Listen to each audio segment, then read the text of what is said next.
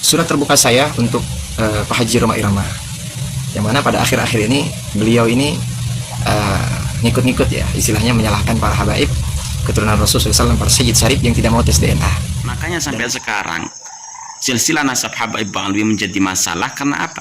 Penentuan atau ijtihadnya yang salah. Cara penentuan atau cara ijtihad silsilah nasabnya salah, sehingga nasab Ba'alwi ya bermasalah. Ada yang melalui pencangkokan, itu kan cara-cara Ba'alwi, cara mencangkok nasab. Ada yang menjual nasab, itu kan cara-cara atau ijtihad dari Habib Ba'alwi seperti Mahdi bin Yahya. Beliau itu tulus, ikhlas memang untuk menyelesaikan polemik nasab ini.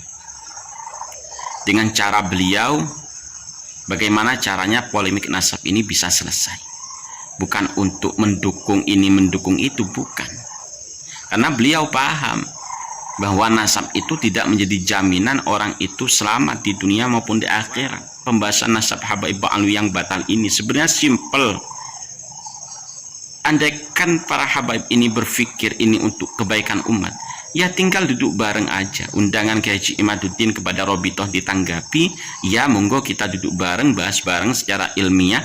Kalau memang habaib itu tersambung, ya kita taslim, tersambung, kita menganggap para habaib itu zuriyah Nabi. Tapi kalau tidak tersambung, ya habaib harus menerima dan kita tetap baik. Tidak akan, oh mereka bukan zuriyah Nabi, dimusuhi, diusir, jangan dihiraukan, jangan dihormati. Tidak mungkin. Seorang habib yang alim itu akan tetap alim dan tetap akan dihormati. Assalamualaikum warahmatullahi wabarakatuh. Ada sebuah video yang beredar dari Mahdi bin Yahya, seorang habib dari klan bin Yahya yang menasehati Bang Haji Roma Irama. Sebelum kita mengomentari isi dari nasihat Mahdi bin Yahya, kita simak dulu isi dari video atau apa yang disampaikan oleh Habib Bocil tersebut. Surat terbuka saya untuk Pak Haji Roma Irama, yang mana pada akhir-akhir ini beliau ini ngikut-ngikut ya, istilahnya menyalahkan para habaib keturunan Rasulullah SAW, para Sayyid Syarif yang tidak mau tes DNA. Dan lucunya di situ beliau seakan-akan sependapat dengan sosok Imaduddin dan kawan-kawannya, yang mana saat-saat ini membuat umat ini berpecah belah, membuat fitnah kepada keturunan Nabi Muhammad SAW. Pak Haji, sebelum saya mulai surat terbuka saya, beberapa waktu lalu saya sempat membuat konten juga pembelaan saya terhadap keluarga Pak Haji, ya, yang mana dibilang anak Pak Haji narkoba lah, apa segala macam. Itu kami bela. Kenapa kami bela? Karena memang seorang pendakwah nggak boleh disalahkan hanya karena kesalahan anaknya, seperti itu ya Pak Haji ya. Nah, saya hanya mengingatkan saja. Kemudian surat terbuka saya intinya adalah, jika Pak Haji kapasitas ilmunya belum sampai kepada masalah bab nasab, maka sebaiknya menurut saya Pak Haji itu tidak terlalu banyak berkomentar terkait hal itu. Kenapa? Karena penentuan nasab ini Pak Haji bukan dari tes DNA, bukan ya, tapi ada ilmunya sendiri, ilmu nasab secara turun temurun dan sebagainya sampai ke Rasulullah SAW gitu. Jadi Pak Haji menurut ilmu kedokteran juga nggak bisa ya, nggak bisa dites DNA, nggak bisa untuk masalah terkait nasab, terkecuali misalkan anak Pak Haji ini baru lahir ya, pengen nentuin tuh karena ada kecurigaan, baru bisa tuh dites DNA seperti itu. Dan memang hukumnya kami ini para habaib, ulama-ulama kami para habaib itu punya ijtihad sendiri ya, nggak bisa sama dengan pendapat Anda, nggak bisa, karena punya ijtihad sendiri. Kalau tes DNA itu ya haram hukumnya, tidak dianjurkan gitu ya. Sebagaimana ada orang-orang misalkan menghukumi misalkan suatu hukum atau suatu perkara gitu ya, harus berlandaskan hukum yang jelas gitu, harus berlandaskan ilmu yang jelas, keilmuan yang jelas gitu ya. Sekarang antum belajar ilmu hadis ya, antum usul hadisnya harus antum pelajarin ya, tentang keilmuan hadis harus antum pelajarin secara detail. Kemudian juga Al-Quran juga tidak bisa secara mentah begitu saja langsung diartikan. Antum harus belajar lagi ulumul Qurannya, antum harus belajar lagi tafsirnya, dan seterusnya dan seterusnya. Nah begitulah keilmuan ya, keilmuan itu luas Pak Haji, dan keilmuan itu tidak bisa diterka secara akalnya manusia saja, enggak bisa ya, mesti ada sanad, mesti ada dasar yang kuat yang dapat dipertanggungjawabkan di dunia sampai akhirat. Makanya kenapa kok ada ijtihad ulama kami daripada habaib ini, ada ijtihad tidak membolehkan mengharamkan ataupun mengharamkan daripada tes DNA tersebut gitu, bukan karena takut. Para sahabat, bisa kita tangkap kesimpulan-kesimpulan dari apa yang disampaikan oleh Mahdi bin Yahya. Yang pertama, beliau sepertinya ilmunya lebih tinggi dari Bang Haji Roma Irama, sehingga menasehati Bang Haji Roma Irama. Walaupun benar nasihat itu bisa keluar dari siapapun, yang penting itu baik. Dalam ranah ini Bang Haji Roma Irama juga tidak keliru, jadi tidak perlu dinasehati. Mahdi bin Yahya akan mengatakan atau menasehati Bang Haji Roma Irama karena yang dibahas itu nasab dari Mahdi bin Yahya yang ternyata batal, tidak tersambung kepada Rasulullah. Itu kan sehingga menasehati Bang Haji Roma Irama. Andaikan Bang Haji Roma Irama ada di kubu mereka, pasti mereka membuli mati-matian Kiai Haji Imaduddin dan sahabat-sahabatnya yang membahas tentang batalnya nasab Habaib Ba'alwi. Lalu Mahdi bin Yahya mengatakan bahwa tes DNA itu haram. Apa alasannya tes DNA itu diharamkan? Apakah karena membahas nasab Habaib Ba'alwi sehingga tes DNA itu haram? Kita pernah dengar dari Habib Rizik Syihab. Habib Rizik Syihab itu mengatakan, barang siapa yang mengaku habaib, barang siapa yang mengaku dzurriyyah Nabi, harus dites DNA. Harus tes DNA. Itu kan kata Habib Rizik. Lalu kenapa sekarang para habaib itu kompak, mulai dari menantu Habib Rizik sampai Mahdi bin Yahya, mengatakan bahwa tes DNA itu haram. Tes DNA itu haram kan semenjak adanya polemik nasab Habaib Ba'alwi ini. Dulu-dulunya buktinya Habib Rizik tidak mengatakan tes DNA itu haram. Bahkan harus tes DNA bagi siapa yang mengaku habaib. Harus dites DNA bagi siapa yang mengaku dzurriyyah Nabi. Itu sebelum adanya polemik nasab Habaib Ba'alwi. Sekarang polemik nasab Habaib Ba'alwi yang ternyata batal, tidak tersambung kepada Rasulullah, dan harus dibuktikan, dinyatakan kesahihannya dengan kajian ilmiah dan tes DNA. Kenapa tes DNA kok jadi haram hukumnya? Jangan terlalu mudah mengharamkan sesuatu yang belum tentu haram. Mengharamkan sesuatu itu kan ada ranahnya, bukan ranah panjenengan Mahdi bin Yahya. Haram halal itu harus dimusyawarahkan terlebih dahulu.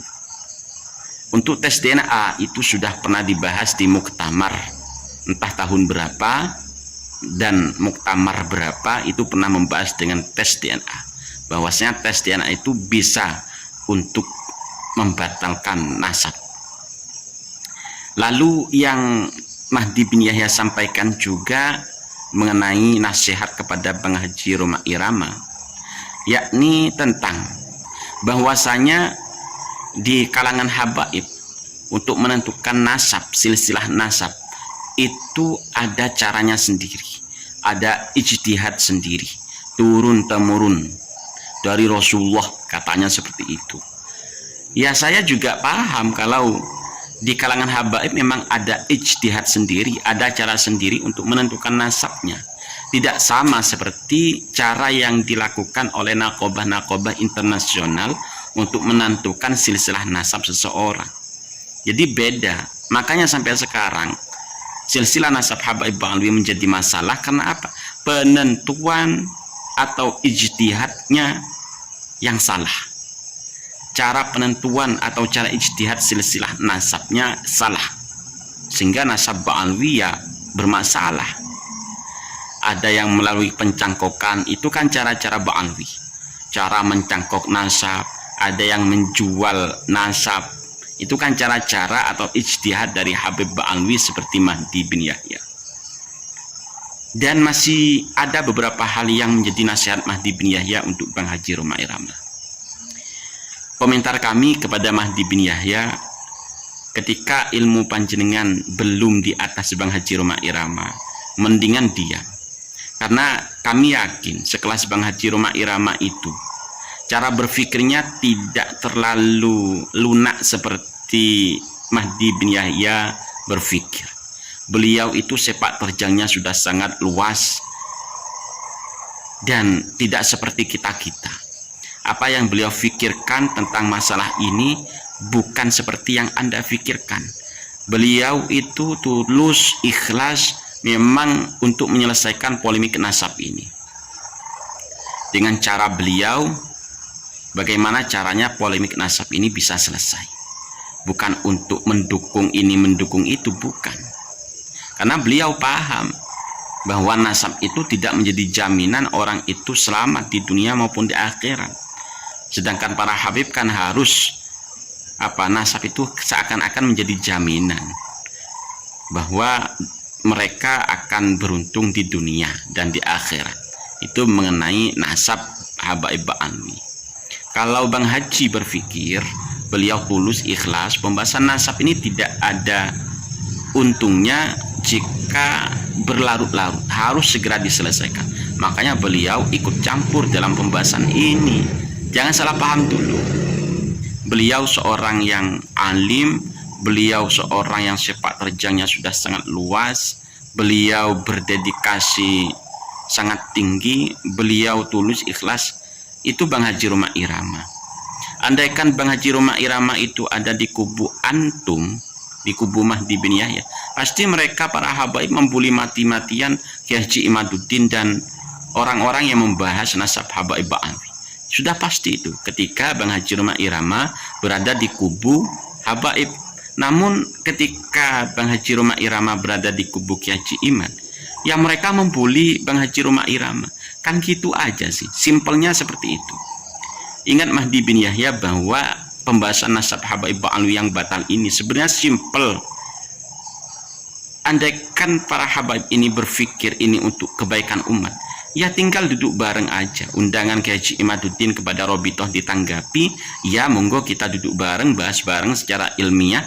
Kalau memang habaib itu tersambung, ya kita taslim, tersambung, kita menganggap para habaib itu zuriyah Nabi.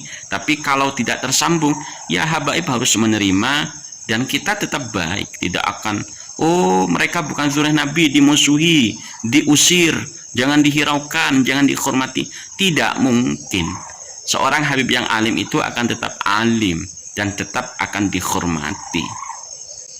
Cuma untuk pelurusan nasab Rasulullah ini harus, jangan sampai ada yang mencangkok nasab Rasulullah SAW tanpa adanya dasar, tanpa adanya bukti yang valid. Itu aja sih, simple. Jadi kepada Mahdi bin Yahya jangan sok tahu lah. Terima kasih para sahabat telah menyimak video ini. Mohon maaf yang sebesar-besarnya. Wallahul muwaffiq ila aqwamit thoriq. Assalamualaikum warahmatullahi wabarakatuh.